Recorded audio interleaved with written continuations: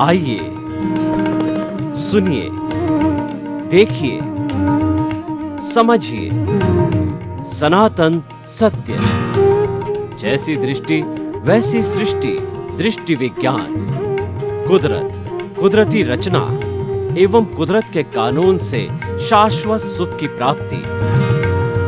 जोधपुर के परम पूज्य महात्मा उपासक प्रोफेसर डॉक्टर सोहन राज तातेड़ के निर्देशन में सनातन सत्य।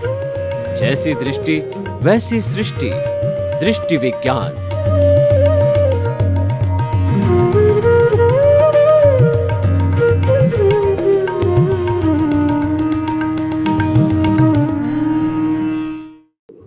भाई और बहनों,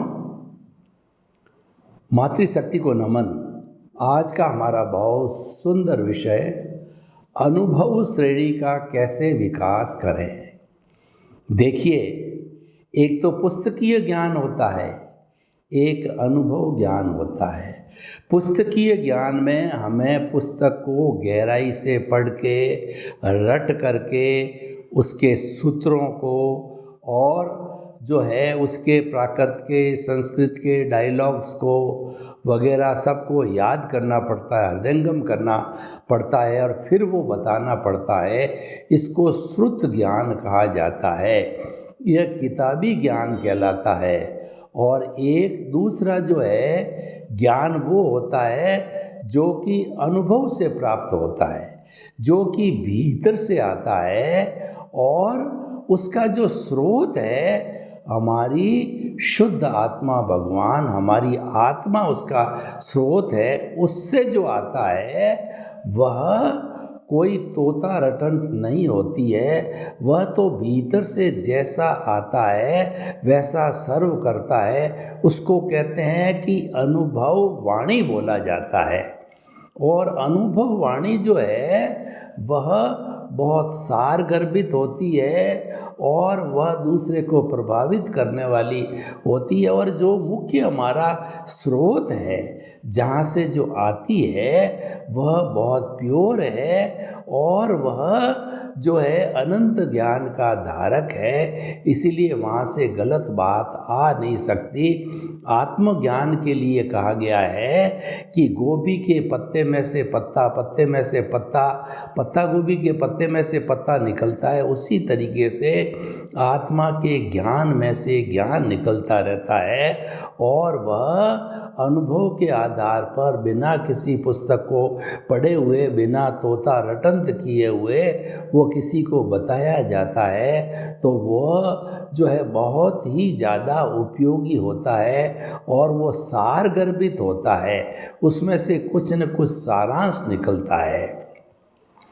उदाहरण के तौर पे देखिए कि पुस्तकों के द्वारा कोई भी व्यक्ति MBBS डॉक्टर बन गया और पुस्तक तो थ्योरी है, अच्छा है माइंड की ग्रोथ, माइंड के डेवलपमेंट करने के लिए, लेकिन जहाँ तक एप्लीकेशन की बात आती है उस एप्लीकेशन को करने से ही अनुभव बढ़ता है। अगर कोई भी किसी भी जो है वो बॉडी के किसी अंग का सर्जन है, हार्ट का है कि किडनी का है कि फेफड़े का है या जो यूरिन के जो अवयवों का है, तो वो जिसका एक्सपर्ट होता है या उसका अनुभव करता है, एक बार, दो बार, चार बार जो है जब वह ऑपरेशन करता है तो उसको नए नए अनुभव प्राप्त होते हैं।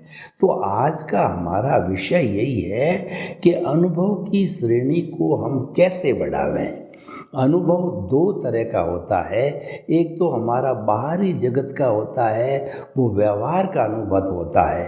कोई व्यक्ति है अगर वो बिजनेस करता है, किसी प्रोडक्ट को बेचता है, ट्रेडिंग करता है, तो वह जब 2, 4, 5 बार किसी व्यक्ति से डीलिंग करता है तो वह अनुभव हो जाता है कि सामने वाला व्यक्ति की क्या नेचर है, वो पेमेंट टाइम से देता या नहीं देता है और कोई झंझटबाजी खड़ी तो नहीं करता है और झगड़े टंटे तो नहीं करता है, वो व्यवहार कुशल है तो नहीं है, चीटिंग करने वाला तो नहीं है। जब हम किसी से व्यवहार करते हैं तो व्यवहार करते करते अनुभव हो जाता है और ये अनुभव धीरे धीरे बढ़ता है।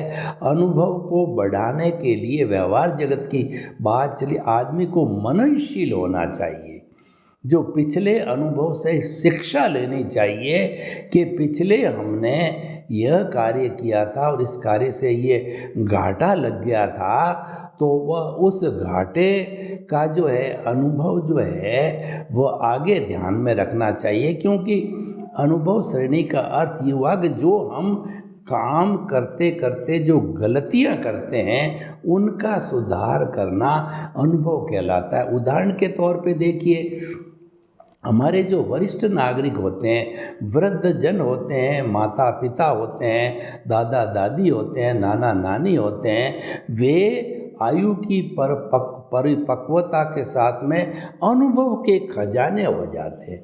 उनके पास में इतना अनुभव है कि कोई छोटी उम्र का बच्चा किसी चीज़ की बात करता है तो वो समझ जाते हैं कि यह अनाड़ी है या ये सुलझा हुआ व्यक्ति है, ये कोई बात कर रहा है तो ठोस बात कर रहा, वो समझ जाते हैं।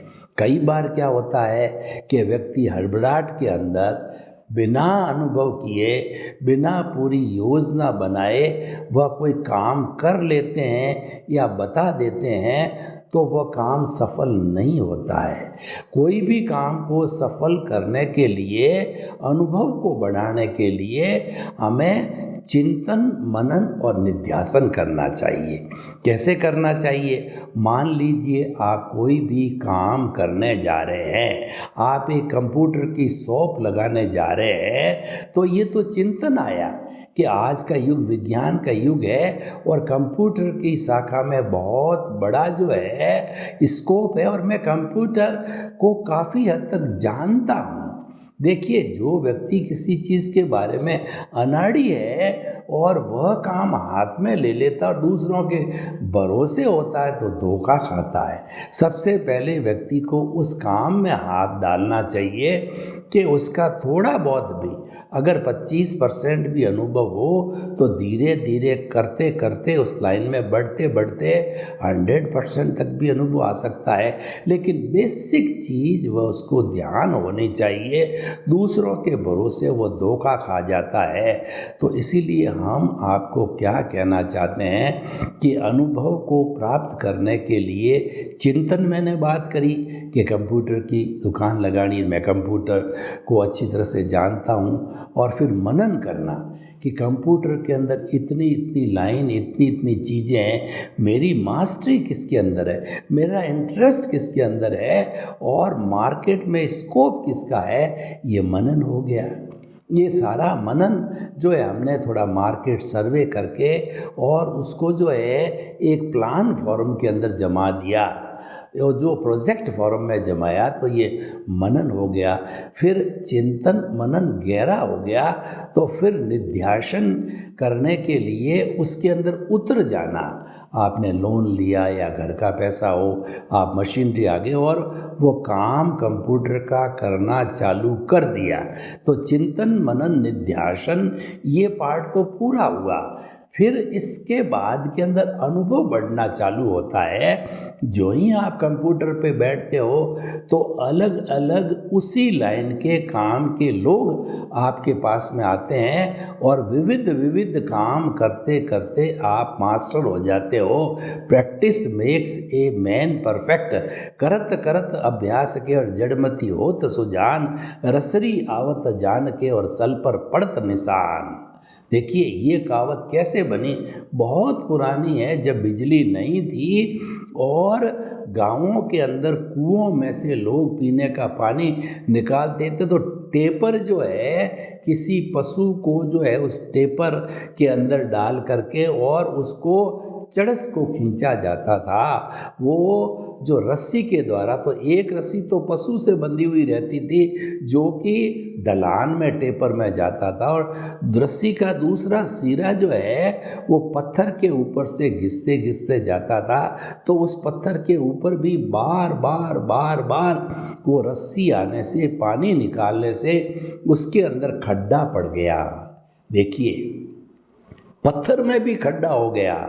तो बार बार जो अभ्यास करते करते निरा मूर्ख भी विद्वान बन जाता है, और कोई भी अनाड़ी है वो भी एक्सपीरियंस्ड हैंड बन जाता है। माँ के पेट से कोई महान व्यक्ति पैदा नहीं होता है, सब बच्चे के रूप में पैदा होता है। फिर लगन चाहिए, डिवोशन चाहिए, डेडिकेशन चाहिए, और उसको अच्छा गाइडेंस मिल जाता है, कोई अच्छा गुरु मिल जाता है, अपना पुण्योदय भी चाहिए, भाग्य भी चाहिए।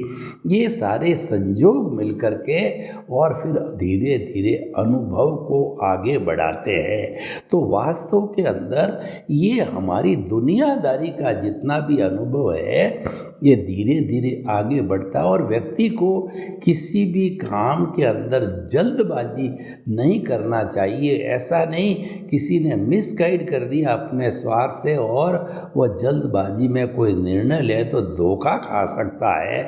उसको गहरा चिंतन करना चाहिए, सारे उसके प्रोस एंड कॉन्स देखने चाहिए कि यह मकान जो है किसी का सेल के लिए है, तो उस मकान का नक्शा देखा, टाइटल देखा, और जो उससे नेगोशिएशन किया, और अपनी जेब के अंदर कितने पैसे हैं या कितना लोन है, सारी व्यवस्था जमा करके, और उस मकान की आपको क्या आवश्यकता है कि नहीं है, बना बनाया है, तो इन सब बातों को देख करके आपने फिर कोई सौदा किया, तो ये अनुभव की बात होती है। और किसी के कहने से अनाड़ीपन के अंदर कोई भी कार्य किया होता है, वो छिछली हरकत कहलाती है, वो नादानी कहलाती है, और वह जो है वह एक अनुभवहीनता का प्रतीक होता है। तो ये सारी बातें तो व्यवहार जगत की है। अब हमारा सनातन सत्य है वह व्यवहार और भीतर दोनों का सामंजस्य करता है, और हमारा जो बेस है वो आधार है कुदरती रचना और कुदरत का कानून।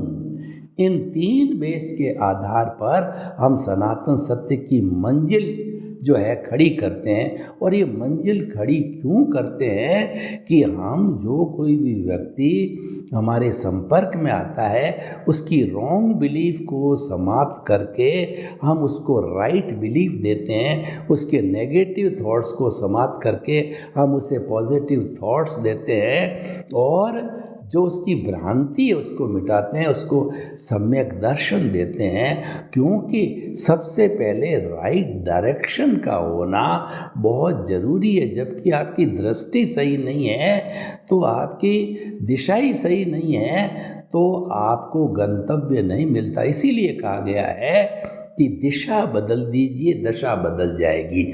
गलत दिशा को सही कर दो, दशा बदल जाएगी। नज़र बदल दीजिए, नज़रिया बदल जाएगा। किस पर नज़र डालनी है, सही चीज़ पर नज़र डालोगे तो नज़रिया वैसा ही होगा। और जो है जैसी दृष्टि वैसी सृष्टि, यानी कि दृष्टि मुख्य सिद्ध। तो इसीलिए हमारा सनातन सत्य है दृष्टि विज्ञान कहलाता। हम दृष्टि को बदलते हैं। हमारे पास न तो कोई जादू है, न कोई टोना है, न कोई तंत्र है, न कोई मंत्र है, न कोई क्रिया है, न कोई कांड है। हम तो अपने अनुभव के आधार पर आपको प्राकृतिक नियम बताते हैं। हर चीज़ को हम कुदरती स्नेह और कुदरत के तराजू पर तोलते हैं, और दो मुख्य सिद्धांत हम आध्यात्मिक जगत के देते हैं। पहला तो हमारा सूत्र है कि मन वचन काया से मुक्त। दूसरा सूत्र है मैं शुद्ध आत्मा हूँ, वो मेरा लक्ष्य है। वह शुद्ध आत्मा का है और मैं इसको अनुभव से जोड़ूंगा कि वह जो है किस तरीके से अनुभव की श्रेणी बढ़ाने से हम आत्मा से परमात्मा बन सकते हैं। हम अगर दृष्टि विज्ञान को अपनाते हैं और हमारी आत्मसत्ता है जिसको कि हमें पाना है, हम उसी के इर्द गिर्द रहते हैं, उसको केंद्र में रखते हैं, उसके गुणों की भजना करते हैं और उससे हम आशीर्वाद लेते हैं और हरि अनंत हरि कथा अनंत, यानी उसको केंद्र में रख करके और हम इसी का चिंतन करते रहते हैं तो हम इसी को पा लेते हैं। किसी वस्तु को पाना होता है तो हमें उसको गहरे में बिठाना पड़ता है, हमें उससे आशीर्वाद, उसका संपर्क और उसी के साथ घुलना मिलना, हृदयंगम आत्मसात होना पड़ता है। तो ये कैसे होता है? ये अनुभव की श्रेणी बढ़ने से होता है। तो मैं आपको ये बता रहा था कि दृष्टि विज्ञान कैसे है, हम अनुभव की श्रेणी को कैसे बढ़ावें और बढ़ाते बढ़ाते किस तरीके से 100% तक पहुँचे। जब अनुभव की श्रेणी 100% हो जाती है तो अंतिम पुरुषार्थ होता है केवल दर्शन की प्राप्ति करना, और वह हमारा अंतिम पुरुषार्थ है। उसके बाद तो केवल नेक्स्ट बर्थ के अंदर आपको केवल ज्ञान मिलेगा, वो परिणाम मात्र है, आपको कोई पुरुषार्थ नहीं करना। और जब केवल ज्ञान मिल जाता है तो प्रतिष्ठित आत्मा समाप्त हो जाती है, कॉजल बॉडी जो है वो बनना बंद हो जाती है। थोड़ी बहुत भी जो है वो शुभ कर्म के रूप के अंदर, जैसे कि आयुष्य कर्म है, यानी जो अघाती कर्म है, शुभ अघाती कर्म है, आयुष्य है, नाम है, गोत्र है, वेदनी है, जो कि शरीर रहता तो वो रहते ही है, शरीर समाप्त हुआ तो वो भी समाप्त हो जाते हैं। वो शुभ होते हैं, वो इरियापतिक होते हैं कि ऐसे शुभ बंधन जो होते हैं या शुद्ध बंधन होते हैं वो एक समय के अंदर जो बांधे जाते हैं, दूसरे समय में भोगे जाते हैं और तीसरे समय के अंदर वो नष्ट हो जाते हैं। तो हम आपको बताना चाहते हैं हम कैसे पहुँचे।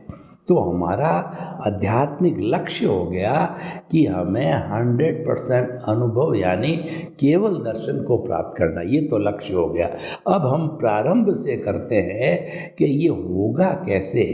ये होने के लिए हमें अपनी सीट बदलनी पड़ेगी। देखिए, आदमी प्रोग्रेस कब करता है? जब वो अगर वो नर्सरी का है तो फर्स्ट स्टैंडर्ड में आता है, सेकंड में आता है, थर्ड में आता है। सबसे पहले हजारपति है तो लखपति बनता है, करोड़पति बना है। और मान लो इंजीनियर है तो पहले जूनियर इंजीनियर होता है, असिस्टेंट इंजीनियर होता है, फिर एग्जीक्यूटिव इंजीनियर आगे आगे बढ़ता है। अगर सर्जन है तो जूनियर सर्जन होगा, सीनियर होगा और फिर एक्सपर्ट में चला जाएगा। साधु है तो पहले शिष्य के रूप में रहेगा, फिर उसके बाद उपाध्याय बनेगा, फिर आचार्य बनेगा और आगे से आगे प्रमोशन या अनुभव की श्रेणी जो के साथ साथ में ये चीज़ ग्रेडिंग भी बढ़ता रहता। तो सबसे पहले हमारे को ज्ञानी पुरुष की कृपा से, सद्गुरु की कृपा से उसको ढूंढ करके उसके निमित्त से, हमारे निमित्त से, उसके पुण्योदय से, हमारे पुण्योदय से हमारी सीट बदलती है।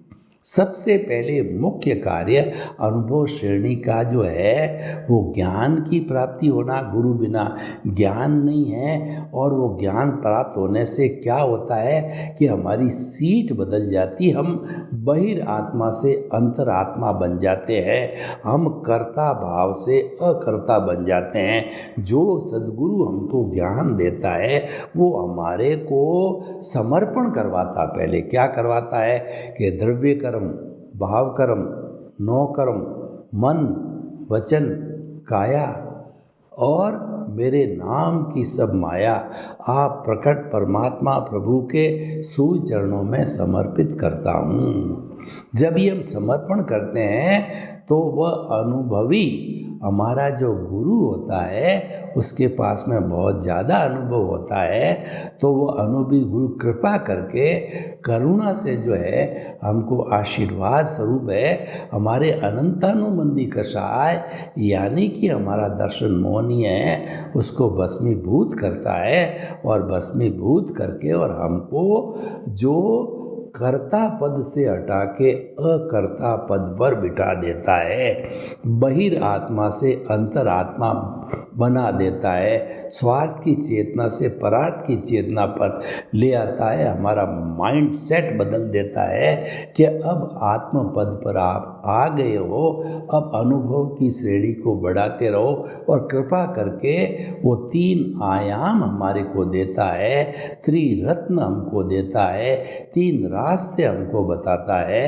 वो रास्ते, पहला प्रीतिथि का रास्ता, प्रीतिथि मतलब 100% जो है वो हमको यह अनुभूति करा देता है अपने अतिशय से, अपने ज्ञान से, अपने पुण्योदय से। पुण्योदय हमारा भी है, तभी हमको ज्ञान मिलता है, तभी हमको प्रीतिथि बैठती है, नहीं तो अनादि अनंत काल से तो हम भटक ही रहे हैं, कभी गुरु ही नहीं मिला और उसके बाद में प्रीतिथि बैठी नहीं है। अब हमने ज्ञान लिया, प्रीतिथि बैठी कि मैं जो है वो मन वचन काया से मुक्त ऐसा शुद्ध आत्मा हूँ, और जो मन वचन काया तथा उससे जुड़ी हुई हर अवस्था मात्र कुदरती रचना है। हमने कुदरत को समर्पण कर दिया, सच्चा समर्पण ही कुदरत को समर्पण है। हमने ज्ञान को प्राप्त किया, हम मन वचन काया से मुक्त हो गए, यानी no ownership, no doership, no कर्ता भाव, नो ब्लेम, नो क्लेम। जब हम मन वचन काया के मालिक ही नहीं रहे तो हमारा मालिकी भाव, कर्ता भाव चला गया। देखिए, मैं आपको उदाहरण देता हूँ कि एक हमारा मकान है, बहुत अच्छा बंगला है, हम उसकी मेंटेनेंस करते हैं, उसको कहीं टूट फूट होती है तो हमको बड़ी फीलिंग भी होती है, लेकिन हमारे को आवश्यकता नहीं, या पैसे की आवश्यकता है या हमारे संपत्ति का भोग ही उतना ही था, तो किसी न किसी परिस्थिति से ऐसे संजोग पैदा किए कुदरत ने कि वह मकान पड़ोसी को हमने सेल कर दिया। तो पहले जो है उस मकान की कोई भी टूट फूट या कोई भी होता था तो हमको कष्ट होता था, दुख होता था, क्योंकि उसमें मेरापन जुड़ा हुआ था, उसमें मालिकी भाव था, उसमें कर्ता भाव था।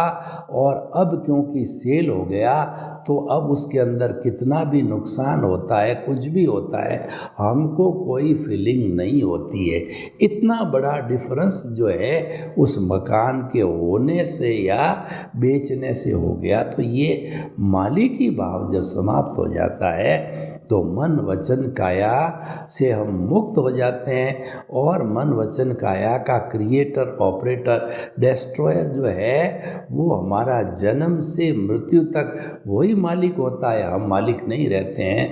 तो जब उसके मालिक नहीं है, उसके आधार पर चलना है, तो हमने उसकी तरफ ध्यान देना छोड़ दिया, हम मुक्त हो गए। अब एक तरफ से मुक्त हो गए। देखिए, व्यक्ति जब वानप्रस्थ कब बनता है, जब सांसारिक जिम्मेवारियों से 50 साल का हो जाता है, तब वो वानप्रस्थ। 45 साल वाले को वानप्रस्थी नहीं बनाते हैं, क्योंकि जो संतान है उसकी ब्याह शादी उसको पैरों पर खड़ा नहीं किया, तो वह धोखा हो जाता उस व्यक्ति के प्रति जो है, संतान के प्रति, और वह गलत हो जाता, वो कायरता है, अपनी जिम्मेवारी से भागना होता है। तो जब व्यक्ति की संतान पैरों पर खड़ी हो गई, उसके बाद वो वानप्रस्थी होता है, जो कि मैं भी पिछले 20 वर्षों से वानप्रस्थ जीवन जी रहा हूँ। तो ये वानप्रस्थी होता है, वो परार्थ की चेतना में जाता है, वो समाज के हित की बात करता है।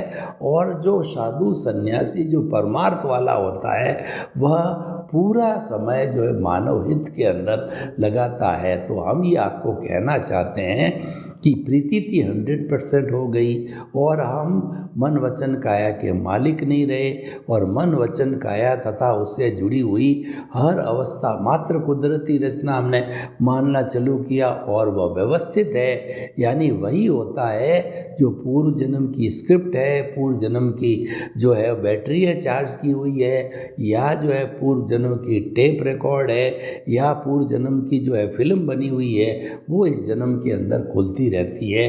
जो चार्ज किया वो डिस्चार्ज होता रहता है, या नया चार्ज करोगे अगले जन्म में वह डिस्चार्ज होता रहेगा। तो ये करते करते हमारे अनुभव की श्रेणी बढ़ती जाती, यानी जागृति बढ़ती है।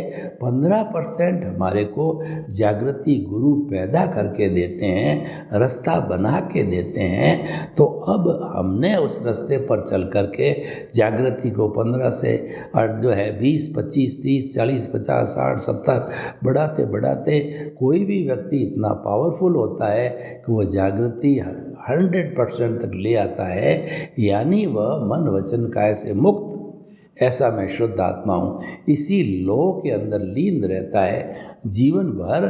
तो वह होने के बाद में इसका ये तो हमारा पुरुषार्थ है, जागृति पुरुषार्थ है, ये दृष्टि विज्ञान है। और ये होता कब है ये भी सोचना जरूरी है कि हम जिस पद पर बैठ गए वो एक जंक्शन पॉइंट हो गया। देखिए कि रेलवे स्टेशन में जंक्शन का बहुत बड़ा महत्व होता है। रेलवे स्टेशन के अंदर जंक्शन में गाड़ी 3-4 डायरेक्शन में जाती है। 3 डायरेक्शन की गाड़ी, जैसे जोधपुर को देखिए कि जोधपुर से जो है एक दिल्ली को जाती है, एक जैसलमेर को जाती है, एक अहमदाबाद को जाती है। तो हमारा जो सीट चेंज हुई, इसका मतलब हम जंक्शन पे आए। ये जंक्शन किसका है? ये जंक्शन है अज्ञान, ज्ञान और विज्ञान का। अज्ञान तो ये क्या, अज्ञान पहले क्या था, हम कर्ता पद पर थे, मालिकी और डूअरशिप ऑनरशिप पद पर थे। तो हमारा वह अज्ञान समाप्त हो गया। एक काम हमको ज्ञान मिला। ज्ञान क्या मिला कि मन वचन काया से मुक्त, ऐसा मैं शुद्ध आत्मा हूँ, ये तो मिल गया। उसके बाद में अब जागृति चलती रही।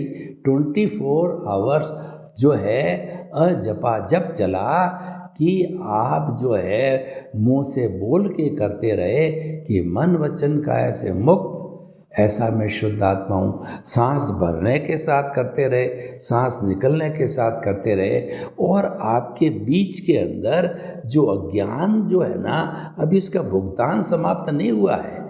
वो अज्ञानता भी समाप्त नहीं हुई है, क्योंकि अज्ञानता समाप्त होने के बाद तो आप मुक्ति को चला, वो भी फोर्स मारता है। बीच बीच के अंदर जो भुगतान चला है, हिसाब चलता रहता है, उसका फोर्स ज़बरदस्त होता है। तो उस फोर्स के आने के कारण कई बार हम उससे प्रभावित होकर जब भटकने लग जाते हैं, तो भटकते हैं, तो वो जागृति काम करती है। जागृति क्या है? प्रज्ञा का संसार है। वह प्रज्ञा हमारे कान खींचती है। जो ही हमने मन वचन काया का भुगतान है उसके साथ जुड़ने की कोशिश की, प्रज्ञा की ड्यूटी आके वह मोक्ष की जो है प्रतिनिधि, उसने आकर के हमारा कान को मरोड़ा और कहा कि तेरा जो है सीट है वह कर्ता पद पर नहीं है, आत्म पद पर है, और तुम क्या कर रहे? तो हम पुनः वापस अपनी भूल सुधार करके आते हैं। तो ये हमारा अनुभव है। धीरे धीरे बढ़ते बढ़ते वह 100% केवल दर्शन तक पहुंचता है। सर्वे भवन्तु सुखिनः, सर्वे सन्तु निरामया। लोक के सब जीवों को सुख मिले, शांति मिले, आनंद मिले, प्रेम मिले, सौहार्द होए मिले, और सभी हम अपनी अनुभव श्रेणी को प्राप्त करके मुक्ति को प्राप्त हो। आपके प्रति मंगल भावना।